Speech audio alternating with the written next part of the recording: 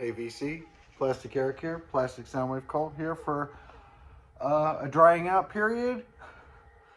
And the game Collection Connection, the game that's just an excuse to talk about music. It's a game that I play with my brother Bryce over on Good Show Ponsonby. Every Monday, I show an album. He finds a connection to that album in his collection and shows that album. And then I find a connection to that album in his collection, and I'll show it again I'll show it on Monday. So back and forth. And as I forgot to mention last week, you guys get to figure out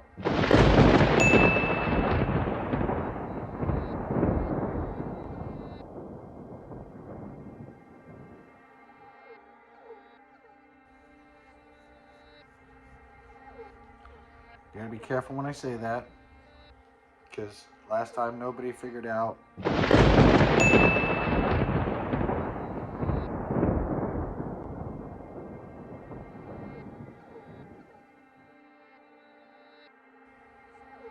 and so that means that every time I say that accidentally, that's gonna happen.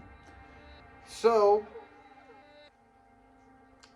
nobody got the answer, which was basically both bands were made up of one person. I'm sure when they went out on tour they had other people, but for the recording of the album, it was just one person that did all of the things between Clark Kent and the Mall Historical Society. And I listened to the Mall Historic Society, and I thought they were all right. Actually, that'd be something I would pick up if I saw it out there, you know.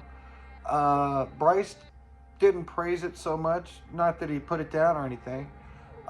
Maybe I like it on the first listen more than he does. Nothing really stood out necessarily to me when I was listening to it.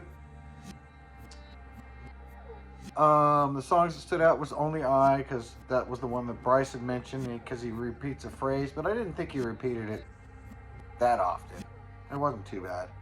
But overall, if somebody else asked me, you know, what do you think of that, I'd say it's okay. I enjoyed it.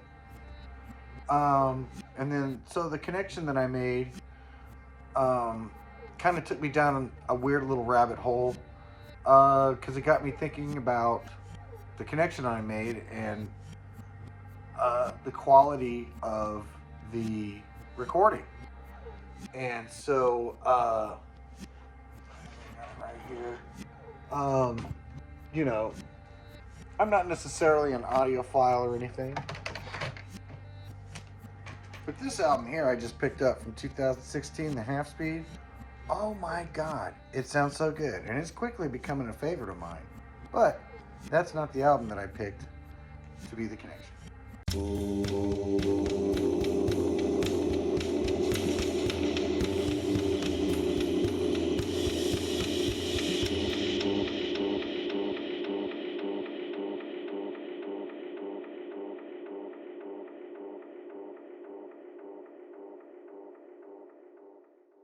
So the album that I decided to go with was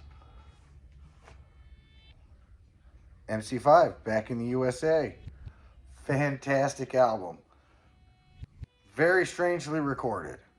So the switcheroo being, you know, that this is not maybe the best recording at first thought, you know, of this album.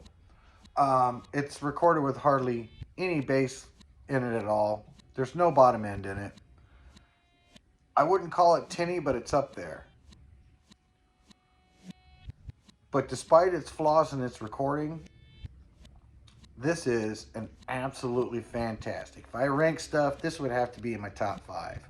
I can always pull this album out. Say I got a little bit of time to kill. It's only 25 minutes. I can listen to this thing. And once I get over the initial, there's no undertow going on in this at all, I really, really enjoy it. And I guess it's one of those things where they did it on purpose. They wanted it to sound like how it would sound if it came out of a radio. We're talking back in the, you know, late 60s, early 70s, and what they're looking at doing is making it sound like how it sounds for the kids in those days. And it's a kind of a turnaround from their first album. Their first album being the live album, Kick Out the Jams. And that one was loud, proud, in your face, fantastic. This is still in your face, but they're definitely going back to their rock and roll roots. I mean, it starts off with Tutti Frutti, and it ends with Back in the USA. And all of the songs are just good, solid rock and roll songs. If there's ever an album that I can recommend for somebody to get, it's this one. Again, be prepared.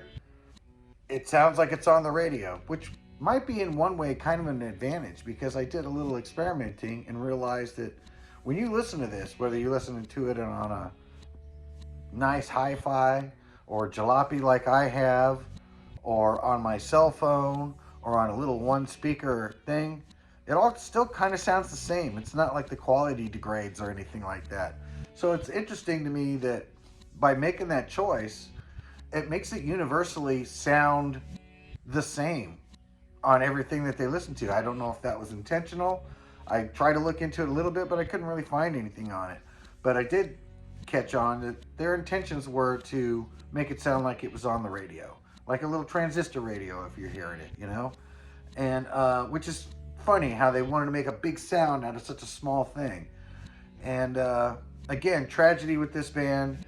A little bit too radical for the authorities. They ended up, I think, doing jail time for things and things like that. I mean, I don't even want to make this video that long. Setting aside all the history of this album, what was the name of that producer?